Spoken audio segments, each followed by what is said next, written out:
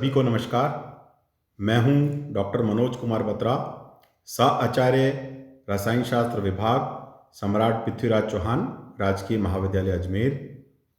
हम लोग संयोजकता कोश इलेक्ट्रॉन युग्म प्रतिकर्षण सिद्धांत, या जिसको हम कह रहे हैं valence shell electron pair repulsion theory जो है, उसके बारे में बात कर रहे हैं। अब तक हम लोगों ने बात की कि valence shell electron pair repulsion theory के अंदर मुख्य रूप से दो प्रकार के लोन पेयर जो है वो होते हैं।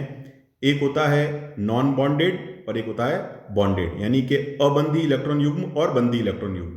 और इनका जो प्रतिकर्षण होता है, वो प्रतिकर्षण का जो क्रम है वो इस प्रकार होता है कि लोन पेयर का जो रिपल्शन है वो सबसे अधिक होता है, लोन पेयर बॉन्ड पेयर का रिपल्शन उससे कम होता है, और बॉन्ड पेयर का रिपल्शन सबसे कम होता है। और हमने देखा कि 5 नियमों का उपयोग करते हुए हम विभिन्न जो मॉलिक्यूल्स हैं, डिफरेंट मॉलिक्यूल्स हैं, उनकी जो शेप है उसको कैसे हम बता सकते हैं। और वहाँ पर जो डिफरेंट मॉलिक्यूल के अंदर जो शेप है उसके लोन पेयर ऑफ इलेक्ट्रॉन्स जो हैं, और जो उसमें भाग लेने वाले जितने भी एलिमेंट्स हैं उनकी इलेक्ट्रोनेगेटिविटी वो किस तरह से उनको प्रभावित करती है, इसके बारे में हमने अब तक बात की है। तो आज हम जो है, जैसे हमने पिछले टर्न पे देखा था, हमने 2 एग्जाम्पल्स के बारे में बात की, विशेष रूप से अमोनिया का और वाटर का H2O का। तो आज हम जो है इसके आगे और उदाहरणों से जो है valence shell electron pair repulsion theory के अंदर जो हमने 5 नियम पढ़े थे उनको कैसे प्रयोग में लाना है उसके बारे में जानेंगे। तो देखिए, ये नेक्स्ट मॉलिक्यूल है SF4 का। यहां पर केंद्रीय परमाणु जो है उस पर सल्फर का इलेक्ट्रॉनिक विन्यास जो है वो इस प्रकार से होता है। मतलब जो सेंट्रल एटम है उसमें जो सल्फर है, मतलब इस मॉलिक्यूल का जो सेंट्रल एटम सल्फर है उसका एटॉमिक नंबर 16 है, और उसका जो इलेक्ट्रॉनिक कॉन्फ़िगरेशन है वो इस प्रकार होता है 1s2 2s2 2p6 3s2 3p4 and 3d0।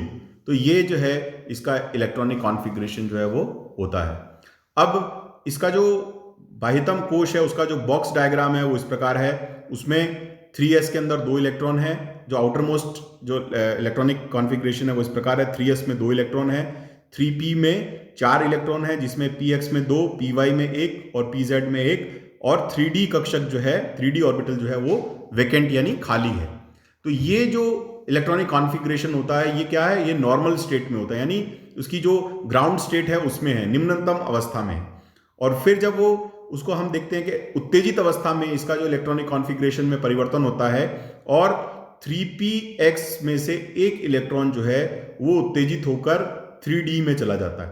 तो इसलिए अब इसका जो इलेक्ट्रॉनिक कॉन्फ़िगरेशन जो एक्साइटेड स्टेट में होगा वो होगा 3s2 3px1 3py1 3pz1 and 3d में एक ऑर्बिटल, 3d का जो एक ऑर्बिटल है वो ऑक्यूपाइड हो गया। तो इस तरह से ये जो कुल मिला के 5 कक्षक हैं, ये 5 कक्षक जो हैं ये ऑक्यूपाइड होते हैं। तो ये सब आपस में मिलकर मिश्रित होकर जो है 5 जो है sp3d संकरित कक्षकों का निर्माण करते हैं। तो the 5 hybrid orbitals are formed by the combination of these 5 orbitals, out of which one is 3s 3p, there are 3p orbitals and one is 3d orbital. So all these 5 orbitals they mix together to form this sp3d hybrid orbitals. तो ये इसका box diagram था। फिर है sp3d संकरण से त्रिकोण द्विपिरामिडीय आकृति में 5 कक्षक बनेंगे। तो हम जानते हैं कि जो sp3d हाइब्रिडाइजेशन है, sp3d हाइब्रिडाइजेशन है, इसमें क्या होगा, टोटल जो है ट्राइगोनल बाइपिरामिडल शेप के जो है वो 5 ऑर्बिटल जो है वो बनते हैं, और वो इस प्रकार से इस शेप में अरेंज रहते हैं। उसमें कुल मिलाकर 6 इलेक्ट्रॉन का बंटवारा करना है। मतलब ऑर्बिटल्स तो 5 हैं लेकिन इलेक्ट्रॉन्स जो है जो उसमें फिल होने हैं वो 6 हैं। अर्थात किसी एक कक्षक में 2 इलेक्ट्रॉन रहने चाहिए जो गंधक के एकांकी इलेक्ट्रॉन युग्म के रूप में रहेंगे। तो मतलब एक ऑर्बिटल में तो क्या है, एक लोन पेयर रहेगा और बाकी ऑर्बिटल्स में एक एक इलेक्ट्रॉन रहेगा। जो लोन पेयर होगा वो एक लोन पेयर ऑफ इलेक्ट्रॉन के रूप में रहेगा, एकांकी इलेक्ट्रॉन युग्म के रूप में रहेगा। यह कक्षक जो है ये भूमध्यीय होता है, मतलब इक्विटोरियल होता है, क्योंकि इस स्थिति में अणु कम से कम प्रतिकर्षण बल अनुभव करता है। तो मतलब ये जो ऑर्बिटल होगा जो कि लोन पेयर की हम बात कर रहे हैं, ये क्या होगा, ये इक्वेटोरियल ऑर्बिटल में होगा लोन पेयर, क्योंकि इस स्थिति में जो मॉलिक्यूल है उसमें जो रिपल्शन होता है वो कम से कम प्रतिकर्षण बल अनुभव करता है, अतः वही स्थिति स्थायी होनी चाहिए। तो इसलिए मतलब क्योंकि इस पोजीशन में, इक्वेटोरियल पोजीशन में जो रिपल्शन है, प्रतिकर्षण है, वो कम होता है। इसका आकार एक विकृत चतुष्फलक जैसा प्रतीत होता है। तो इसका जो शेप है वो क्या है, वो डिस्टॉर्टेड टेट्राहाइड्रल के शेप में हमें नजर आएगा। भले ही न्यूनतम हो पर एकांकी युग्म का प्रतिकर्षण बल होता है, इस कारण इसके बंद कोण इनके बंद कोण विचलित हो जाते हैं। अब देखिए क्या है कि जैसे हम कह रहे हैं कि डिस्टॉर्टेड टेट्राहाइड्रल है, तो इसमें जो बॉन्ड एंगल्स हैं वो क्या होते हैं, वो डिस्टॉर्टेड हो जाते हैं। अब उनकी अपन बात करेंगे किस प्रकार से डिस्टॉर्टेड हो जाते हैं। अतः भूमध्यीय एवं अक्षीय यानी कि इक्वेटोरियल और एक्सियल जो ऑर्बिटल्स हैं, हमने पहले बात की थी इक्वेटोरियल ऑर्बिटल कौन से हैं और एक्सियल ऑर्बिटल्स कौन से हैं। तो ये कहते हैं कि अतः भूमध्यीय एवं अक्षीय कक्षकों के मध्य 90 डिग्री के स्थान पर, देखिए ये इसकी स्ट्रक्चर है, तो यहां पर जो इक्वेटोरियल ऑर्बिटल हैं और एक्सियल ऑर्बिटल हैं उनके बीच का जो डिफरेंस है, उनके बीच का जो बॉन्ड एंगल है वो 90 डिग्री है। लेकिन ये कह रहे हैं कि यहां पर वो बॉन्ड एंगल 90 डिग्री के स्थान पर कितना होगा, 89 डिग्री है, और दोनों अक्षीय कक्षकों के मध्य 180 डिग्री के स्थान पर 177 यानी 177 डिग्री होगा जो बॉन्ड एंगल है। The angle between the two axial orbitals would be, instead of 180 degree it will be 177 degree. And और क्या है, दो भूमध्यीय कक्षकों के बीच में 120 डिग्री के स्थान पर 118 डिग्री का कोण बनेगा, यानी कि दो इक्वेटोरियल ऑर्बिटल्स के बीच में जो बॉन्ड एंगल है 120 की जगह 180 का होगा। तो देखिए यहां हम देख सकते हैं, तो देखिए ये हम कह रहे हैं कि एक्सियल और इक्वेटोरियल के बीच में बॉन्ड एंगल 90 होना चाहिए, उसकी जगह पर यहां पर 89 डिग्री है। इसी तरह से दो इक्वेटोरियल ऑर्बिटल्स के बीच में बॉन्ड एंगल 120 का होना चाहिए, जो यहां पर 118 है। और यहां लेफ्ट हैंड साइड में हम देख सकते हैं कि दो एक्सियल ऑर्बिटल्स के बीच में जो बॉन्ड एंगल है वो 180 डिग्री का होना चाहिए, और वो यहां पर 177 डिग्री है। तो इस तरह से ये तीनों के बीच में जो है हम देखते हैं कि तीनों एंगल्स जो हैं वो अपने रेगुलर एंगल से डिस्टॉर्टेड होते हैं, ये इसमें हमें मिलता है। तो ये कहते हैं कि टेल्युरियम क्लोराइड की आकृति भी इसी प्रकार की होती है, जिस तरह से हमने ये देखा ये शेप है, उसी तरह से सल्फर के ट्राइफ्लोराइड जो है, सल्फर टेट्राफ्लोराइड सॉरी जो है, उसकी जो शेप है वही आकृति जो है वो इसकी होती है। नेक्स्ट एग्जांपल हम लेते हैं, चौथा एग्जांपल जो है वो है ClF3 अणु यानी ClF3 मॉलिक्यूल। इसमें केंद्रीय परमाणु क्लोरीन का इलेक्ट्रॉनिक विन्यास निम्न प्रकार है। जैसे जो सेंट्रल क्लोरीन एटम है उसका जो इलेक्ट्रॉनिक कॉन्फ़िगरेशन है वो इस प्रकार से है। तो जो क्लोरीन है उसका जो एटॉमिक नंबर है वो है 17, तो उसका इलेक्ट्रॉनिक कॉन्फ़िगरेशन है 1s2 2s2 2p6 3s2 3p5 and 3d0। तो इसके जो उसकी जो ग्राउंड स्टेट है उसका जो इलेक्ट्रॉनिक कॉन्फ़िगरेशन है वो है 3s2 3p5। तो 3p5 जो है उसका इलेक्ट्रॉनिक कॉन्फ़िगरेशन है, और 3d जो है वो पूरा वैकेंट होता है। 3s में 2 इलेक्ट्रॉन है, 3p में 4 इलेक्ट्रॉन है, और 3d जो है वो वैकेंट है। अब यहां पर 5 इलेक्ट्रॉन है ग्राउंड स्टेट में और 3d वैकेंट है।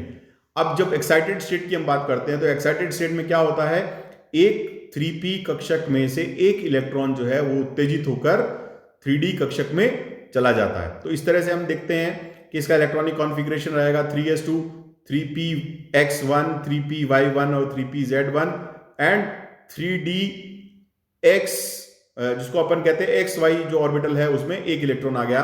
तो इस तरह से ये कुल मिलाकर 5 कक्षक जो हैं वो 5 कक्षक आपस में मिलते हैं उत्तेजित अवस्था में, और मिलकर sp3d संकरित कक्षकों का यानी 5 हाइब्रिड ऑर्बिटल्स जो हैं उसका निर्माण करते हैं। इन 5 हाइब्रिड ऑर्बिटल्स में से जो 2 हाइब्रिड ऑर्बिटल्स हैं उसमें लोन पेयर ऑफ इलेक्ट्रॉन है, और 3 हाइब्रिड ऑर्बिटल्स जो हैं उसमें एक एक इलेक्ट्रॉन हमारे पास में मौजूद है।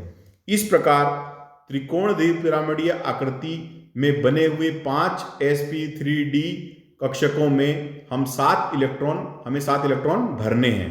स्वाभाविक है कि किसी भी 2 कक्षकों में एकांकी इलेक्ट्रॉन युग्म के रूप में 2-2 इलेक्ट्रॉन भरे जाएंगे।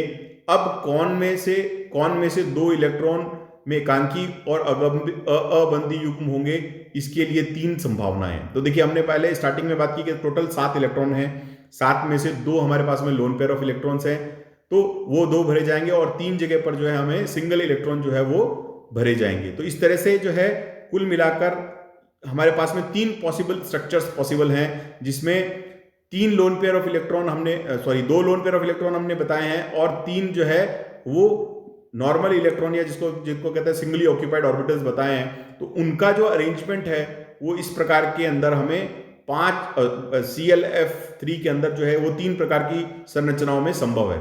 तो दोनों, एक स्थिति है, पहली स्थिति ए जो है जिसमें दोनों इक्वेटोरियल पोजीशन जो है उसके ऊपर लोन पेयर ऑफ इलेक्ट्रॉन है, बी पोजीशन है जिसमें दोनों एक्सियल पोजीशन पर लोन पेयर ऑफ इलेक्ट्रॉन है, और सी पोजीशन में एक एक्सियल और एक इक्वेटोरियल पोजीशन पर इलेक्ट्रॉन है और बाकी पोजीशंस पर फ्लोराइड है।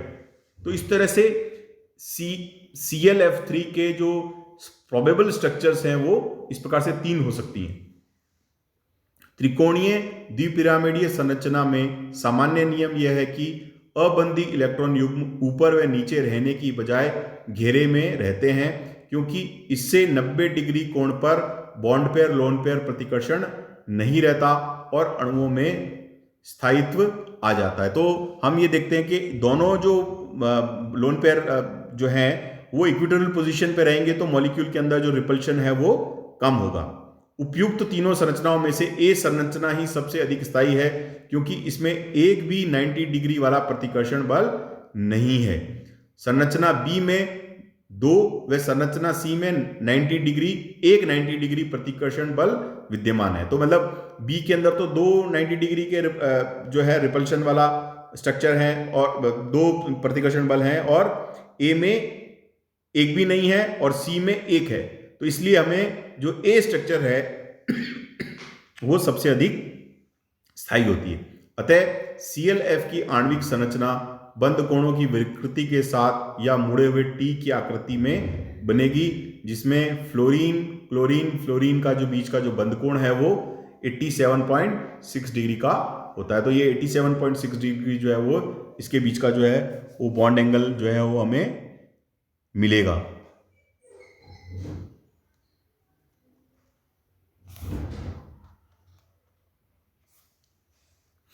देखिए ये यहां पर उसकी ClF3 की जो है वो स्ट्रक्चर है।